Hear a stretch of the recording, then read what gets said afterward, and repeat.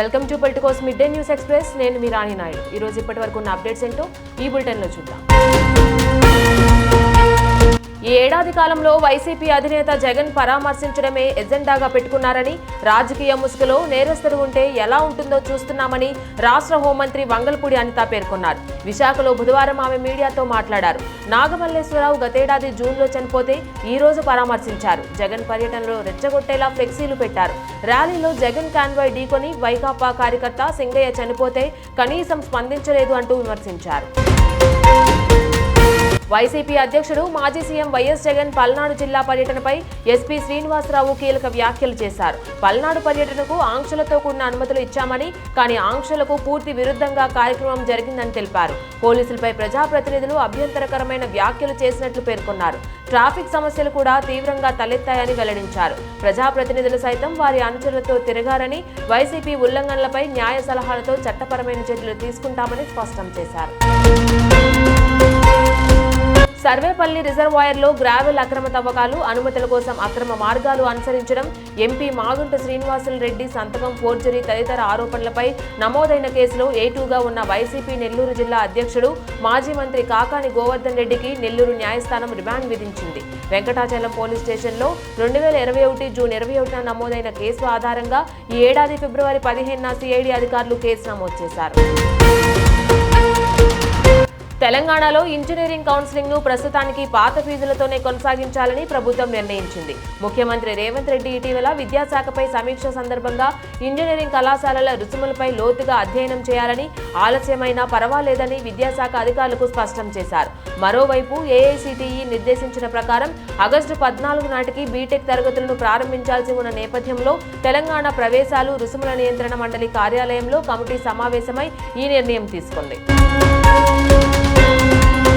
Telangana CM Revanth Reddy Shamshabad విమానాశ్రయం నుంచి ఢిల్లీ బయలుదేరి వెళ్లారు. ఢిల్లీలో పలువురు కేంద్ర మంత్రులను ఆయన కలవనున్నారు. సిఆర్ పాటిల్, భూపేందర్ యాదవ్ తో భేటీ కానున్నారు. గోదావరి బనకచెర్ల ప్రాజెక్టుపై ముఖ్యమంత్రి బృందం అభ్యంతరాలు తెలపనుంది.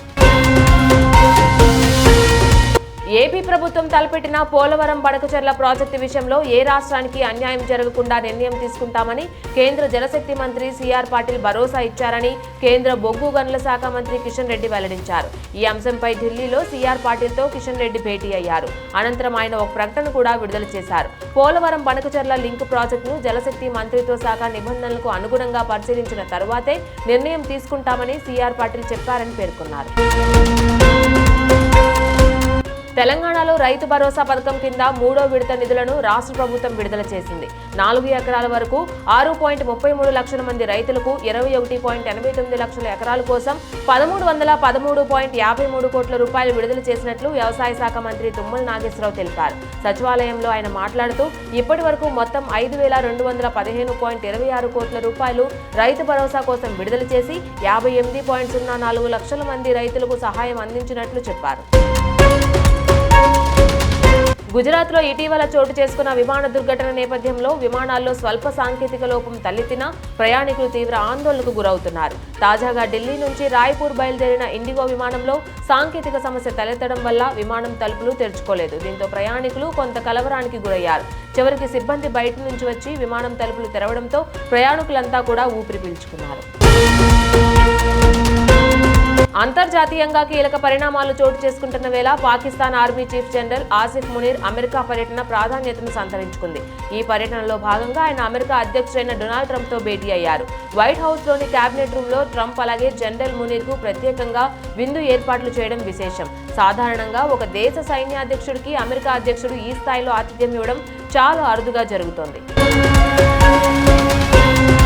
దేశీయ స్టాక్ మార్కెట్లు ఇవాళ నష్టాలతో ప్రారంభమయ్యాయి. సెన్సెక్స్ 148 పాయింట్ల నష్టంతో 81,296 వద్ద ట్రేడ్ అవగా, నిఫ్టీ 39 పాయింట్ల నష్టంతో 24,772 వద్ద ట్రేడ్ అవుతోంది.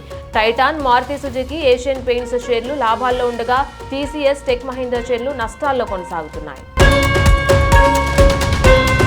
ఇవే ఇప్పటి వరకు ఉన్న అప్డేట్స్. మరిన్ని అప్డేట్స్ కోసం stay tune to Politicos media. Please subscribe to the channel and download the Politicos app from the links in the description.